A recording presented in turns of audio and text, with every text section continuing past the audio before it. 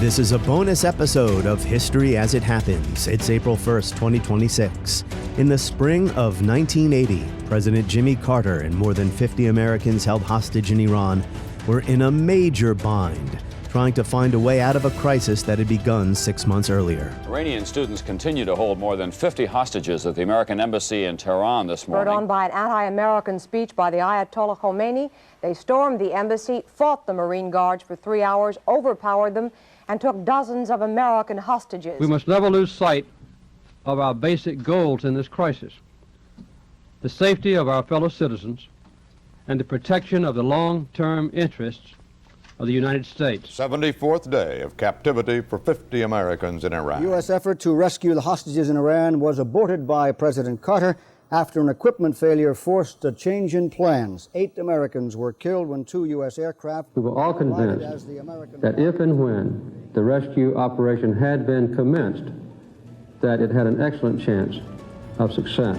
After the fiasco of Operation Eagle Claw in April 1980, it would take another 270 days to free the hostages, right up to the end of Carter's presidency. Before greenlighting the doomed rescue operation, President Carter and his national security team considered invading Kharg Island to pressure Iran's new revolutionary leaders to let go the hostages. Kharg Island, 20 miles off Iran's northern coast in the Persian Gulf, a speck of land that was and is critically important to Iran's oil exports. Today, 46 years later, President Donald Trump is said to be considering sending in U.S. ground troops to seize either Kharg Island or other small islands near the Strait of Hormuz in a bid to force open the strait to shipping again, Iran having more or less closed it after the U.S. and Israel started bombing on February 28th.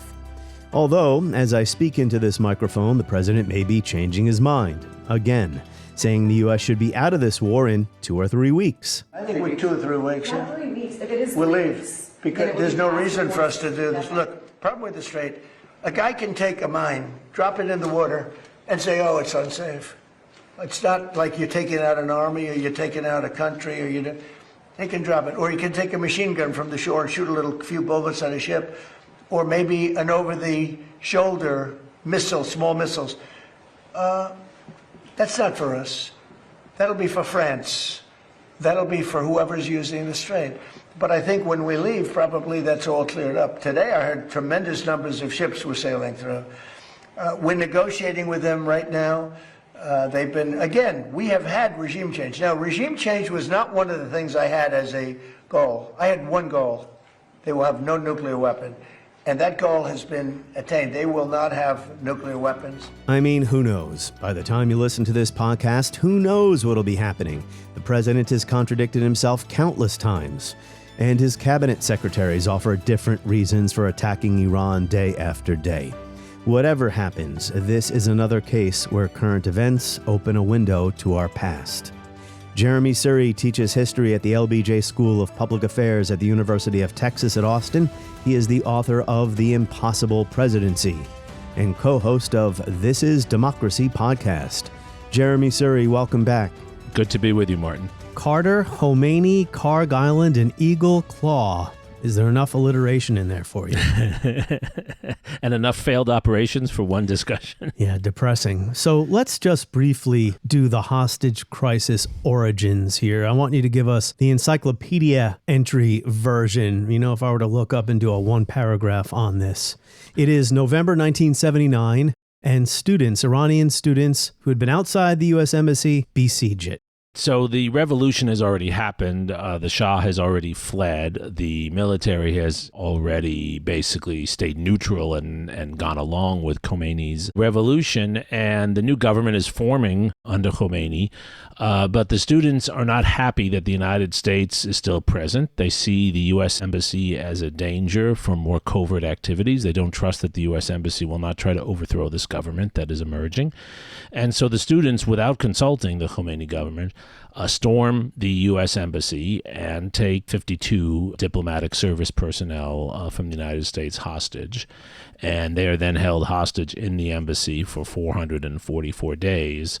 And this is on television every single night. It's actually my first political set of memories as a young child, watching what was this new show that this person we hadn't seen before, Ted Koppel, was anchoring every night, where we would get another story. This is a new broadcast in the sense that it is permanent and will continue after the Iran crisis is over. About the American hostages. The students paraded the hostages in front of the cameras. They demanded that the United States turn the Shah of Iran over. He was then in the United States convalescing. That was the trigger, right? He went, the U.S. let him in. After 30 days of unsuccessfully trying to get the American hostages out of Tehran, the government of the United States is now trying to get the deposed Shah of Iran out of this country. That was the precipitating factor. I think the deeper issue was that the students didn't want any American presence in Tehran, and they knew that that embassy had been used as a headquarters for covert activities in the past. There were a lot of Americans in Iran at this time, and almost all of them got out. So why were this few dozen still there at this point? The ones who were there for a very good reason. We wanted to have some mechanism for talking to the new regime. That's the role of an embassy, and the tradition is, going back to the 15th century, that you, even in a revolution, protect embassy grounds. Because as a new government, even hostile to the United States or hostile to whoever's embassy it is, you still want to have communications with them. Sure, so that was the presumption. Took a while for Carter to finally reach out to Khomeini, though. No, we have not communicated directly with Mr. Khomeini. Our views have been expressed publicly that he supports stability and an end to bloodshed in Iran. That's not unusual either, because there's uncertainty over the situation, and it's also not always clear who to talk to and how to talk to them. The other reason why the American embassy was still there, why American personnel was still there, was the United States was still doing business with Iran. What we forget is that Iran was a major business partner for the United States, not just for oil activities, for all kinds of other activities in the 1970s. And so one of the things embassies do is they facilitate business activities, which were still continuing even with the revolution. To listen to this entire episode, tap subscribe now in the show notes or go to historyasithappens.com. You'll enjoy ad-free listening, all of our bonus content, and early access to every new episode.